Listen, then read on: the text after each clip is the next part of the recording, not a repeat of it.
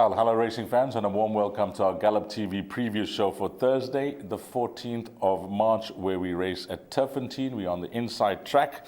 There are 8 races carded, so as always, the exotics will begin in race number 1, which will kick off the bar pot at 12:25. And I trust that you are well and you are looking forward to this race meeting. Doesn't seem to be, sizable fields, but there are some competitive racing. But the man that's going to guide us through this race meeting is none other than Alistair Cohen. And Alistair, how's things? Are you in Cape Town? Are you in Gauteng? Where are you based these days? Are you shuttling to and fro?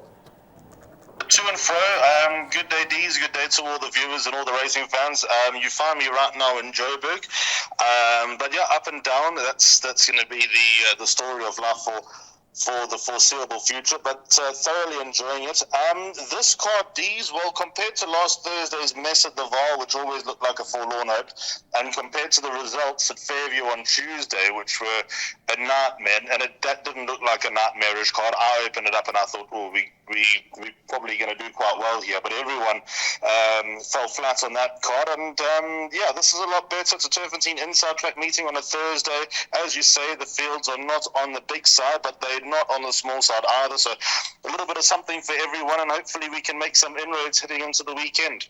Yep, if you missed racing in Gqeberha on Tuesday, what Alistair Cohen is referring to, a carryover pick 6, I think only 3% was won, and a bipod that paid 131,000 Rand. Difficult day on Tuesday. Well, Wednesday, there would be racing in Hollywoodbets Greyville. Of course, this show recorded 24 hours prior to the meeting at Turffontein.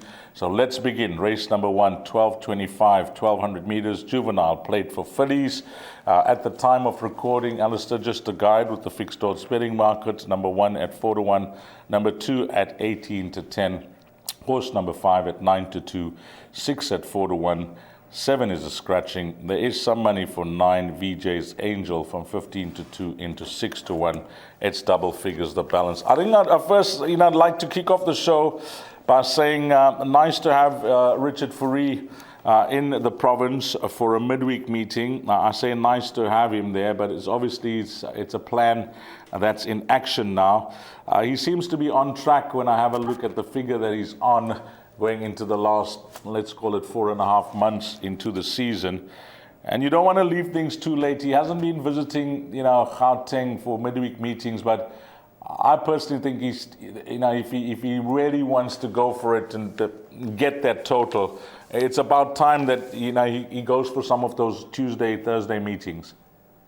Yep, he's going to have to. So at the time of recording, he's on 210. So that is going into Wednesday's card. So that's after Tuesday at Fairview going into Wednesday. So there's a chance that he'll be on a couple more by the time this Thursday meeting gets underway.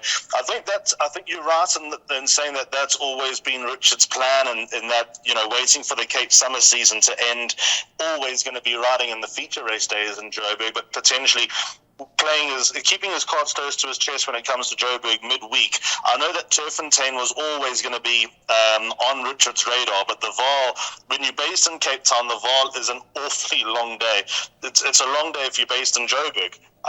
But if you're based in Cape Town, it's a 2-hour flight. It's nearly an hour and a half's drive to the Vaal. So I think now is probably the time when Richard's going to start pushing now, with the end of the Joburg season about 6 weeks away, and then obviously champion season in KZN kicking off. PE is a stronghold for him. Cape Town, he's got his support. It looks like there are a few rides coming from Justin State to Richard. So as it stands right now, I think 300's a certainty for Richard, all things being equal. 3-3-4. A lot of naysayers before the season said he wouldn't get close. I think he's going to get very close. But yeah, he kicks off in race number 1 and number 2, Vision of Peace. Interesting races, because the money for number 9, VJ's Angel, I can't quite fathom. That's easily the worst form line in Cape Town, the worst juvenile form line in Cape Town. But she is open to improve. She's a well-bred daughter of Gimme the Green Knight, having her first run for Tony Peter. So you know what that improvement's all about. I think that there's a list of about 4 horses who can win it. They are 1, It's Her Way, 2, Vision of Peace, who I'm reluctantly tipping on top. Reluctantly in the fact that She scraped in on debut, beating Across the Pond. Before Across the Pond's win a week ago, I wouldn't have thought that would have been a vital piece of form to follow, but now that Across the Pond has subsequently got out the maidens, and she has the services of Richard Furry, I'm going to take a stab that number 2, Vision of Peace, is the right one in the opener. 4 Mother City and 5 Mother City and 6 Peace of Mind. Peace of Mind, very interesting. If this was 1,000 Ds, I would load up on Peace of Mind. 1,200 meters, I've got a bit of a question mark to her. So I think that she's a winner in waiting, but it looks like an experiment over 1,200 meters. If she goes the trip, she could win, but I'm not convinced she'll go the extra furlong. So that's the bar pot leg 1, Alistair, giving you a few numbers to play around. If you had to choose 2 runners from those ones you mentioned for the bar pot, which 2 would it be? That'd be the winners' Ds. There'd be 1 and 2.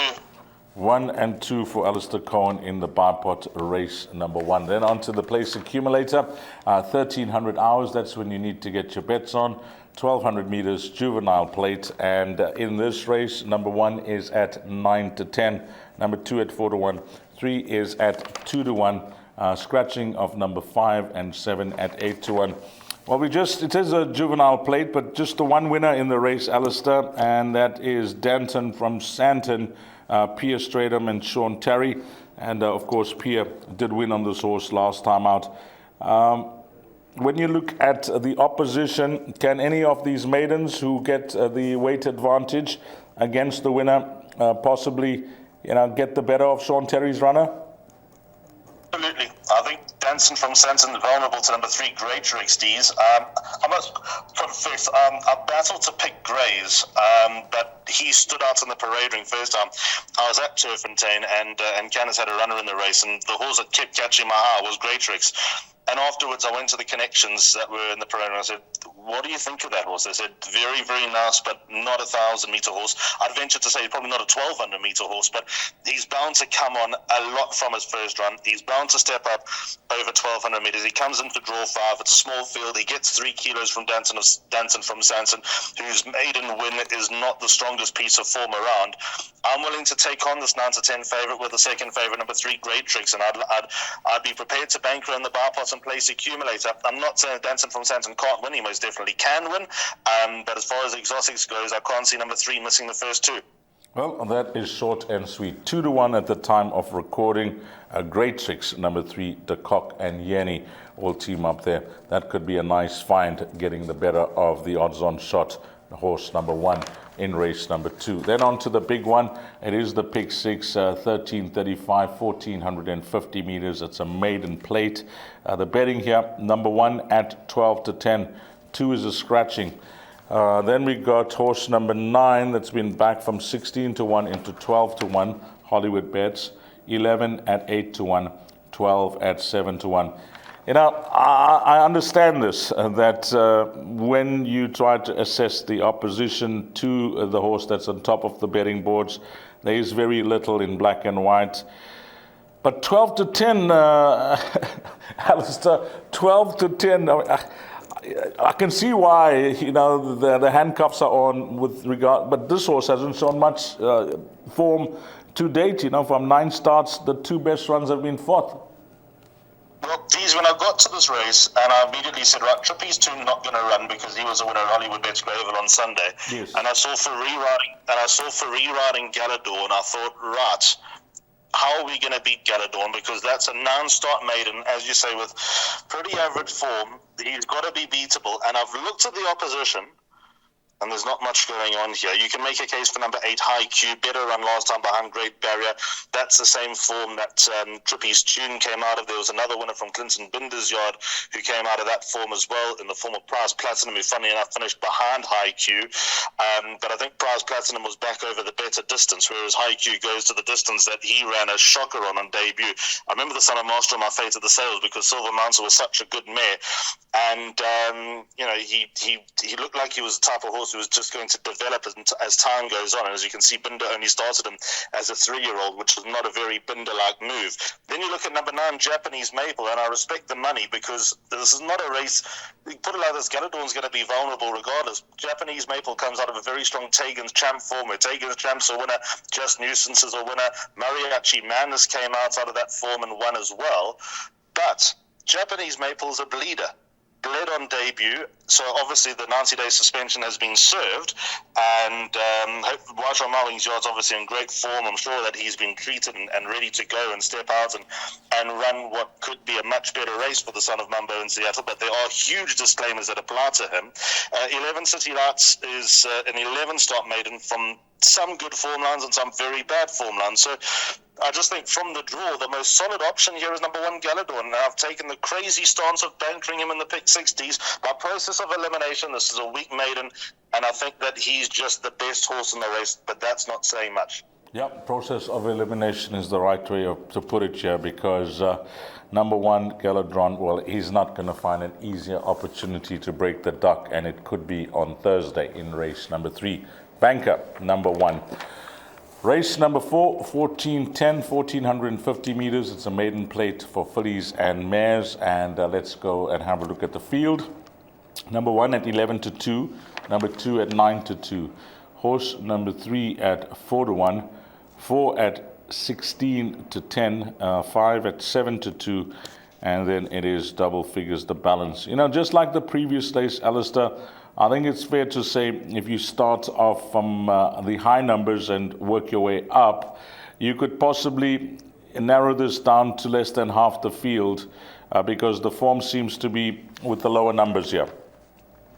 I've got 4 numbers in my pick 6, which is my suggested bet D's. I'm very keen on number 2, Villa Samaya, as my top choice. Samanga Komalo takes out Philip Labascati. Hear me out. The last run to Frances Ethel. Frances Ethel, we all know, is now a 3-time winner, including winning the Ormond Ferraris Oaks Trial. She's now a listed feature race winner. She's heading for the Wilgerbos Drift SA Oaks. I don't know whether she can beat Silver Sanctuary, but I think she'll run a big race.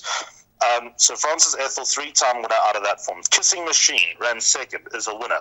Said with Roses ran 4th, is a winner. The Work of Life ran 6th, is a winner. So that is a very strong piece of form that Villa Samaya brings in. As you can see, the level of form that the others bring in is pretty ordinary, although there are horses ready to win. I don't like number 1, Glawari, over 1450. Only 2 bad runs in her career, and very bad runs came over this type of distance. So I'm sidestepping her. 3, Super Skit, draw 1. Ordinary form lines to bring in, but Super Skit, I think, has enough going in her favour, the fact that the yard's in form. 4, Zenobia's Gold finished in front of Super Skit when they last met, now gets the services of Richard Faree, so I take her chances seriously. I think that she is the likely horse to push number 2, Villa Samaya closest. And number 5, Green Fame, despite likely needing her last run, that was behind Van Mile. And Van Mile ran no sort of race straight out of the maidens. There's no real form to get excited about out of that Van Mile form, but she's likely raced and she'll be better with that last run under the belt. So that's why I've got her in, despite being a bit reluctant. So in order, 2, 4, 5, and 3, those are my numbers in the pick 6. I'll be absolutely heartbroken if I'm out after this league. I think you're spot on with those numbers, Alistair. Numbers in numerical order 2, 3, 4, and 5 there should be good enough for that second leg of the pick 6 and leg 1 of the jackpot, which is race number 4. 10 runners, we got 4 of them that will be vying for that first position, and I think you should be safe here in race number 4. Race number 5 is jackpot 2, 1200 meters, a merit-rated 72 handicap. The way they're betting here in race number 5, well, number 2, Munchkin, 33-10, and Richard Faree for the first time. Number 3, Fast Duty at 3-1. Horse number 5, Pendragon at 33-10. Number 7, Circus Lights is at 7-1. And horse number 9, that is trading at 8-1. Well, we've had discussions in the past about number 2, Munchkin.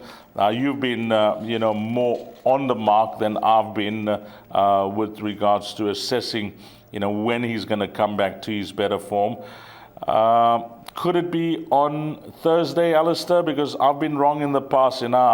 I've wished and willed for him to possibly return to, the heights that he promised earlier on in his career. But he's not answering, my calls for him getting back. Could it be on Thursday? He Steez, I think it could be. I think this is his best chance in a very, very, very long time. He ran a week ago. He finished less than 4 lengths behind Kian the Conqueror, but he was drawn on the wrong side of the track. There was no action down the inside of the Vaal a week ago. Everything came up the outside. The only horse that did anything was a horse of Fani Bronkhorst that I'm waiting for. I say it's nominated for Thursday. It's Open Highway. That I'm going to absolutely load next time it runs. But anyway, number 2, Munchkin. Richard Ferree takes a ride for Lucky Hoodalakis.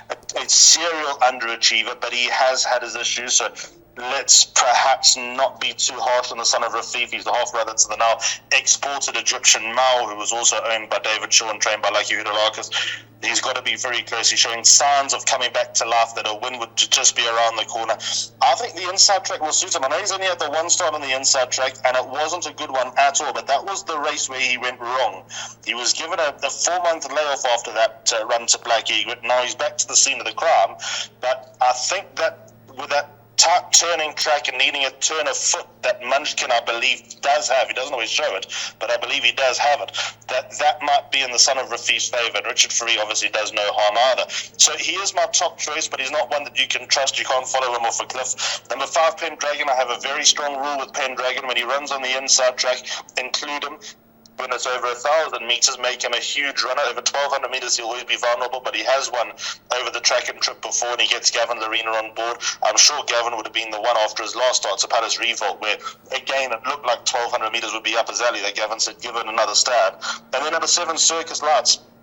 He's just popped up on my radar of late. Brought Maroon and Pila Sunday and Polly team up. I don't think he got the trip last time over 14.50. He's worth another chance. He's got a reasonable draw.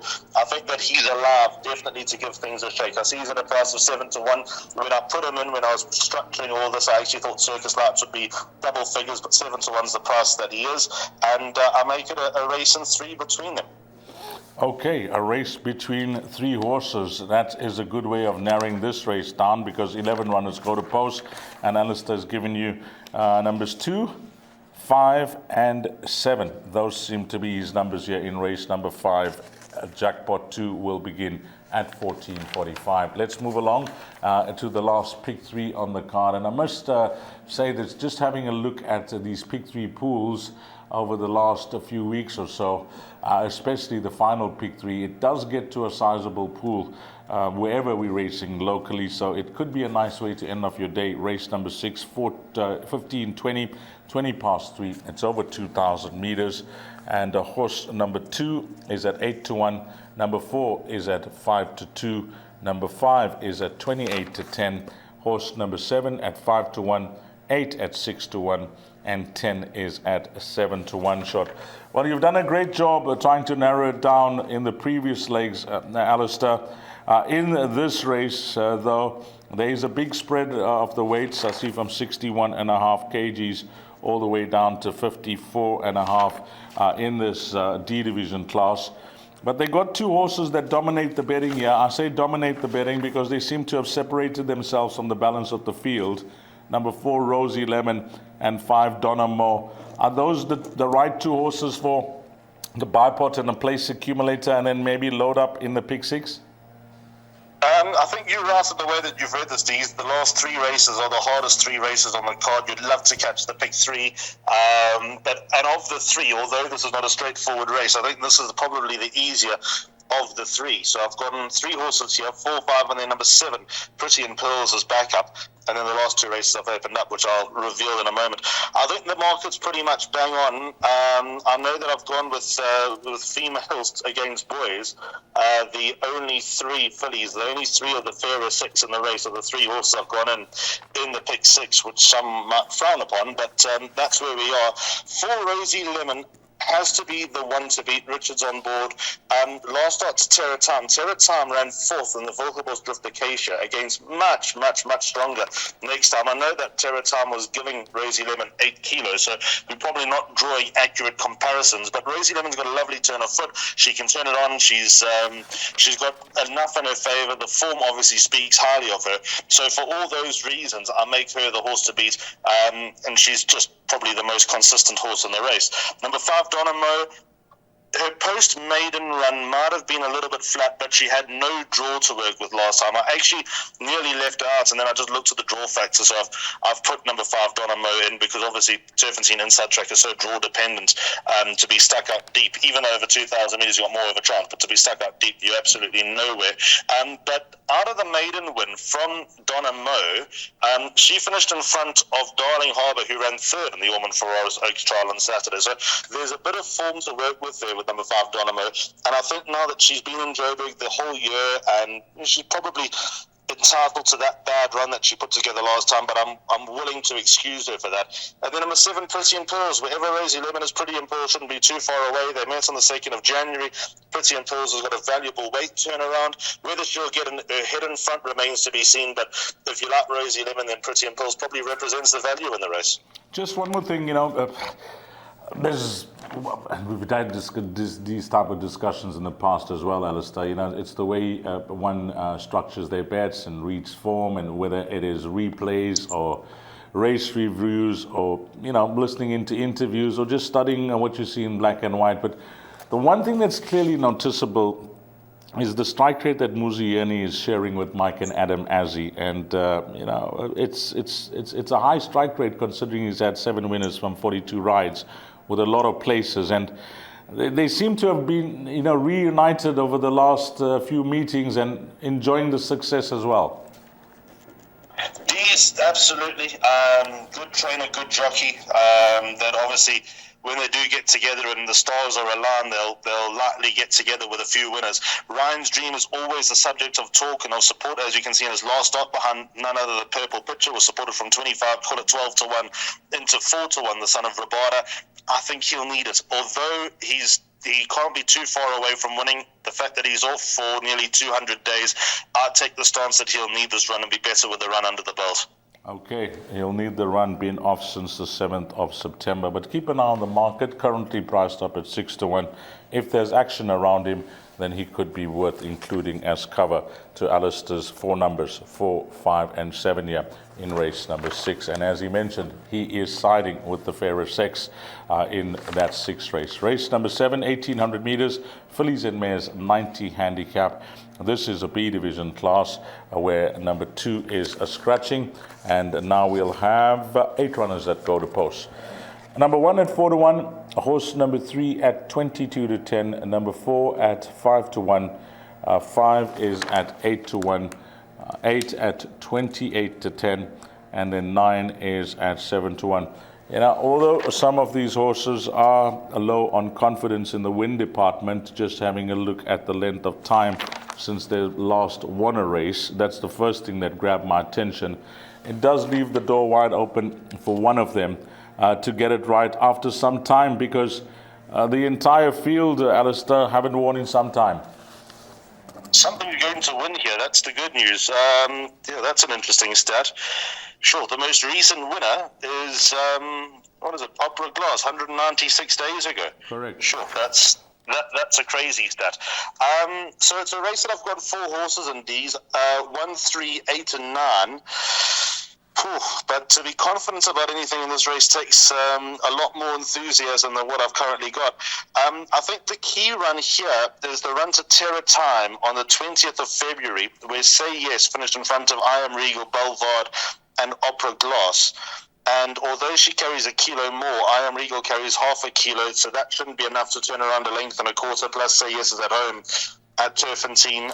Her penultimate start came in a middle stakes. Although fillies are well treated, she ran against a horse that was not far away in last year's Daily News 2000. So I think Say Yes brings the right credentials into the race. Calvin Abib takes her out for Tony Peter, and she is my top choice. Number 1, Bonetta, is for me one of the most frustrating horses in Joburg, because I don't believe she actually has a distance. So going back over 1,800 meters after running over a mile last time, I think Stratham will probably suit her. She has a lot of weight to carry. She runs good races over a mile. She runs good races over a mile and a half, but she doesn't win. I think that she's one of the few horses in the last 25 years that's actually stumped Michael de Kock. So number 1, Bonetta, capable of winning, but not always willing. 8 LMB. I thought a trifle disappointing last time, but in hindsight, after judging what Francis Ethel's come out and done, maybe it wasn't such a bad run from LMB last time. Third run after a rest, went close, coming back from a layoff at her second to Magical Flight, so she's got to be respected. And number 9, I Am Regal, simply on the basis of Say Yes, wherever Say Yes is, I Am Regal shouldn't be all that far away. So I'm just backing her up because the pure numbers add up. 1, 3, 8, and 9 are the numbers that Alistair has selected here, but it looks to be a race where you'll get a good quartet dividend. Even though it's a small field of just 8 runners, if you can try and catch this with the minimum spend, I think you will get a good return on your investment in race number 7. Then on to the lucky last, race number 8. It's a merit-rated 72 handicap over 1,600 meters. Betting here, Alistair, number 2 at 28 to 10. Number 3 at 8 to 1, horse number 5 at 5 to 2. Then we go on to number 7, which is trading at 7 to 2. And Shailen Naidu's horse is in superb form. Wow, just looking at it now, a horse that enjoys racing up handy, seldom throws in the towel, and maybe he could have a winner here, a young Shailen. Then on to number 10, Viva de Janeiro at 8 to 1. That was my marginal top choice, Alistair. And in 11, Written in Stone, Brett Weber's runner, could possibly get a mention on some of its better form because that is not in the betting. Alistair, looking at the field, it looks tough. It looks like a quartet race, if anything. If a guy, if a racing fan is going for a punt on the head, they must really like something here because nothing really jumps off the page. But the more I look at Shailen Naidu's runner, stable with a very small string of horses, this horse possibly, the way the race is going to pan out, I mean, this is the best way to put it. The way the race is going to map out on this inside track, the fact that the horse has got a very neat draw with Calvin Habib up. No doubt, I think, turning to the straight, the balance of the field will have to fetch this horse, wouldn't they? That's exactly how I read it as well, these. And also go back to the 21st of October when Calvin rode him from a deep draw. It was some win. He was miles in front and just never came back. And I think that was the catalyst to him turning his career around, to be honest, figuring out how to ride him. I mean, from a deep draw, you have 2 options, commit or drop out. Calvin committed with a capital C. And since then, he's taken home a stake check and back over the same course and distance, back over the same course and distance as that win over a place in the sun. I think he's dangerous. Calvin's ridden him once since. That was behind Spring in Heaven. Not a bad run at all behind Spring in Heaven, who was upwardly mobile throughout the summer months. So I've got all the time in the world for number 7, Carnello, but it's a race that you want to open up. And I know number 2, Run for Cover, second favourite at the time of recording. If you go back and watch his last run, when I tell you everything that could possibly go right in a race went right for number 2, Run for Cover. He won well. He looked impressive in winning, but he's not going to experience that run in transit again because that was just unreal. Draw 1 and it just unfolded absolutely perfectly. It was just poetry for number 2, Run for Cover. So can he do it again from a deeper draw? Yeah, he can definitely win again. He's in my pick 6. I could never write off his chances, but the point I'm making is that he's just not going to get it as easy as he did last time. 5, Lebetio, wherever Run for Cover is, Lebetio should be right there. Winner at his penultimate start, ran second to Run for Cover last time, where he just came from behind Run for Cover, and Run for Cover had the run of the race. Number 7, Carnello, we've spoken about. 8, Green Sector, I'm a little bit indecisive about his chances, but I've got him in because there are signs of life, but he's got an ordinary draw. I'm with you with number 10, Viva de Janeiro.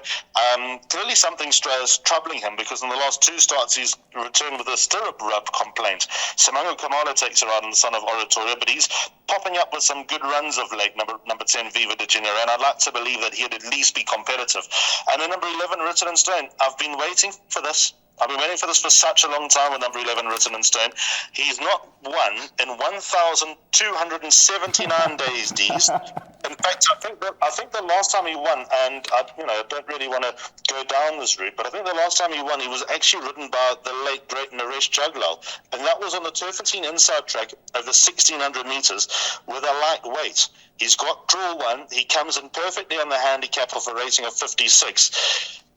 I've said it many times, was written in stone, because there have been times where he's popping up on the radar, but I say, no, wait for the inside track, wait for the inside track. Well, here we are on the inside track of a 1,600 meters. If it was the inside track of a 1,400 meters, I'd suggest a very strong each-way play. He's always going to be vulnerable. He's 8 years old. He hasn't won in over 1,200 days. He's just not probably the most genuine around, probably puts his heart and soul in, but just fails to get across the line. But I think that this is the closest he's going to get in a long time, and with a bit of luck from a good draw, he's undoubtedly the value in the race, and he's going to be my horse to make me money in the quartet. Well, it sounds like it's a race where you're going to have to play wide. Well, Alistair has done well in what I'd call the first half of the exotics, and then some cover to the end of the race meeting, and especially if you try to get through the first few races with the minimum spend, and then you got cover and things work out with a few outsiders, well, you're then in the pound seat. But your suggested bet for the show, Alistair, is it a pick six? It is the pick 6D, so I'm going for gold alongside Cheltenham this week. Banking number 1, Galador in the first leg, which is race 3 at 25-2. I've then gone 4 horses, 2 Villa Samaya, 3 Super Skit, 4 Zenobia's Gold, and 5 Green Fame. Then race 5, probably the one race I'm a little bit uneasy about, but I'm uneasy in that I don't really like the horses I've left out, but I'm not really mad about the horses I've got in. So 2 Munchkin, 5 Pendragon, and 7 Circus Lights.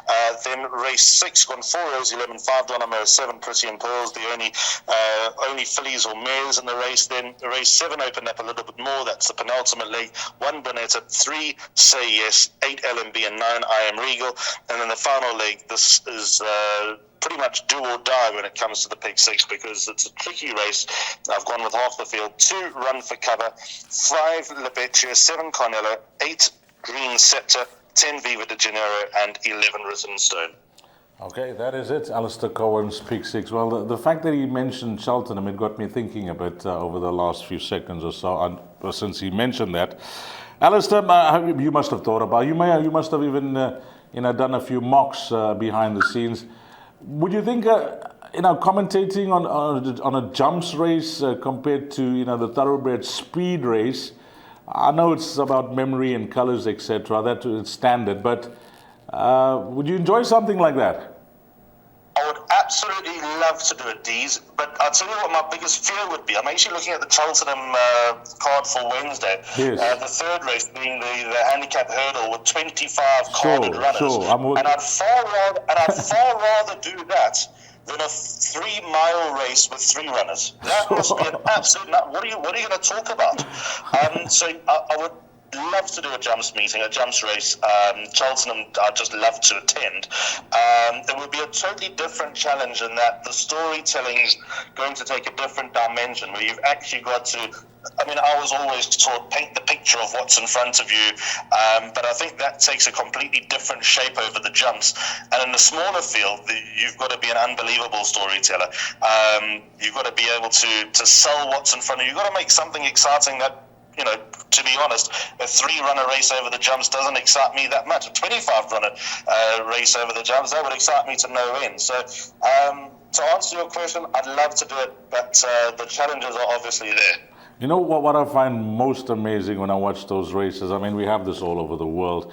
Photo finishes, short hits to the line, close finishes. But you have these horses that go 5,000 meters over hurdles, over fences. And you have these close finishes. It's mind-boggling, isn't it? Is that not a jockey thing, that those jockeys are just never say die? They go all the way to the line. They don't die wondering. They time everything to perfection. They've got to be some of the best judges of pace. They've got to be the best judges of pace. We all fawn over our great flat jockeys all around the world, the South Africans that fly the flag season in, season out, wherever they might be, whether it's Hong Kong, whether it's the guys in Australia, Ryan Munger in Canada, whatever. There's no doubt that the South African Jockey Academy produces some of the best. And look, you're not going to see Lyle Hewitson riding against Rachel Blackmore anytime soon. But the point is, these guys over jumps have got to have a calculator and a clock in their head, second to none, to be able to measure it. Take, for example, an 800-meter dash where they've got 800 meters to spread the field, and you don't necessarily see a landslide winner. But in long-distance races, you've got such a long duration of the race, such a long journey to cover, where horses are going to lose touch, not go the distance, not appreciate the going, whatever the case may be. They've got to contend with hurdles as well.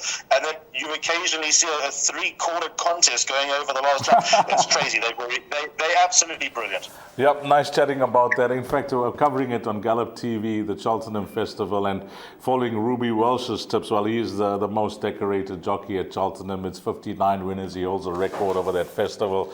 And he's been part of a television broadcast and just giving his thoughts and comments and reading them out on Gallop TV. And, of course, trying to tip winners. And, his story is one that is fantastic. But, as always, Alistair, an absolute pleasure. And hopefully things go well for us on Thursday. Thanks, Dee. It's always a pleasure. Great catching up. Hopefully there's some winners to come throughout the day into the weekend, and we'll chat again soon. Well, thanks to Alistair Cohen, to you, the valued racing fan. On behalf of Gallop TV, Alistair Cohen, myself, Dee Stein, and you have a blast. Find all the winners, make a huge profit, and hopefully it turns out to be a very successful day for you on this Thursday, the 14th of March, where we race at Turffontein on the inside track. Until we meet again, you take care. Salaniga Ashley.